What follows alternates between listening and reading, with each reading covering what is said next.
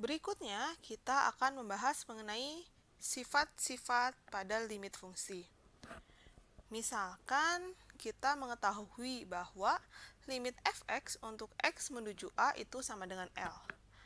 Dan limit gx untuk x menuju a itu sama dengan g. Artinya, limit untuk f(x) dan gx itu ada, dan nilainya berhingga gitu ya. Maka berlaku sifat-sifat berikut. Yang pertama, limit untuk f(x) ditambah atau dikurang dengan gx untuk x menuju a itu sama dengan limit f(x) untuk x menuju a ditambah atau dikurang limit gx dengan gx menuju a.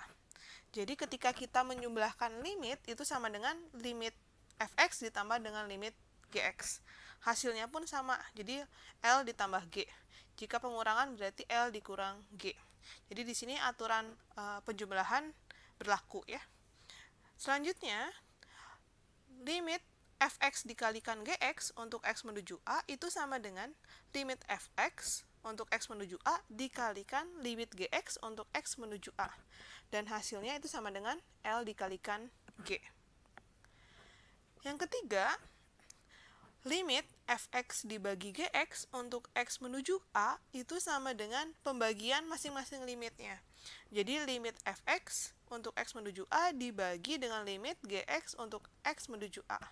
Hasilnya itu sama dengan L per G. Tapi itu berlaku hanya jika G-nya tidak sama dengan 0. Penyebutnya tidak boleh sama dengan 0. Dan yang keempat, limit f(x) dipangkatkan dengan n untuk x menuju a itu sama dengan limit dari f(x) untuk x menuju a itu dipangkatkan. Jadi ketika kita mempangkatkan suatu fungsi lalu dilimitkan, itu sama dengan kita mencari limit dari fungsi tersebut baru hasilnya dipangkatkan. Itu jika n-nya bilangan bulat positif. Kalau negatif, hati-hati karena bisa jadi ada minusnya gitu ya. Dan yang kelima, limit untuk akar pangkat n dari f(x) untuk x menuju a itu sama dengan limit dari fungsinya, kemudian baru di akar pangkat n. Nah, ini sama dengan akar pangkat n dari L. Jadi di sini berlaku hanya jika n-nya genap dan L-nya harus positif. Jadi kalau n-nya ganjil, hati-hati karena bisa jadi L-nya hasilnya jadi L-nya negatif gitu. Jadi ini berlaku jika n-nya genap karena L-nya harus positif. Selanjutnya, pada limit kita mengenal yang dinamakan dengan prinsip Apit atau teorema Apit. Jadi misalkan kita memiliki 3 buah fungsi, f(x), gx, dan hx. Nah, misalkan fungsi gx itu berada di antara f(x) dan hx untuk x di sekitar c.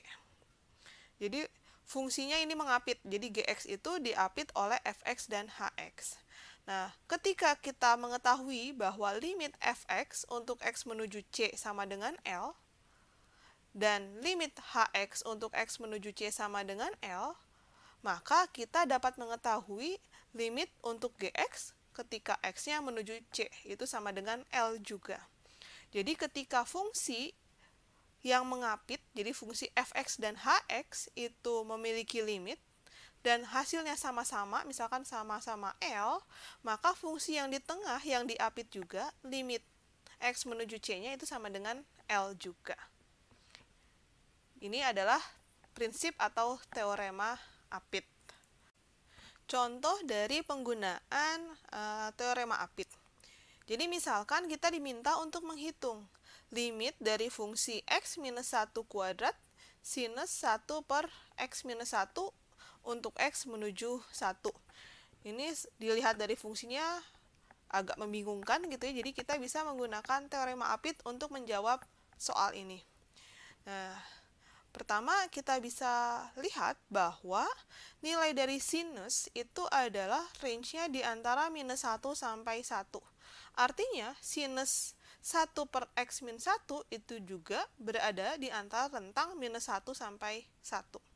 Sedangkan pada soalnya, fungsinya itu adalah x minus 1 dikuadratkan, dikalikan sinus 1 per x minus 1. Maka supaya kita bisa membuat fungsi pada soal, kita kalikan masing-masing ruas dengan x minus 1 kuadrat. Jadi seperti ini. Jadi ini minus 1, kita kalikan dengan x minus 1 dikuadratkan, jadinya minus x minus 1 dikuadratkan. Lalu ini adalah menjadi fungsinya. Dan yang ini 1 dikalikan x minus 1 kuadrat. Oke, karena ini sudah pasti, artinya nilai sinus itu pasti di antara minus 1 sampai 1, artinya nilai dari fungsi ini pun itu di antara fungsi ini dan fungsi ini. Jadi kalau dari teorema Apitnya tadi, berarti ini adalah fx, gx, dan hx-nya. Di mana fungsi pada soal itu diapit oleh dua buah fungsi. Nah, kita mau mencari nilai limit dari yang bagian tengah ini ya, yang diapit. Nah, maka kita cari limit untuk fungsi yang pengapitnya. Nah, pengapit yang pertama, fx-nya itu adalah limit minus dari x minus 1 kuadrat untuk x menuju 1. Kita substitusikan, berarti di sini 1 kurang 1, 0 ya, 0 kuadrat dikalikan minus, berarti hasilnya adalah 0. Sedangkan limit untuk daerah pengapit yang belakangnya, yaitu x minus 1 kuadrat, kita substitusikan 1 kurang 1, 0 dikuadratkan itu sama dengan 0 juga.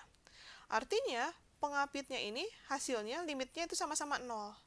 Maka kita bisa simpulkan bahwa limit untuk fungsi yang di tengahnya, yang diapitnya juga sama dengan 0.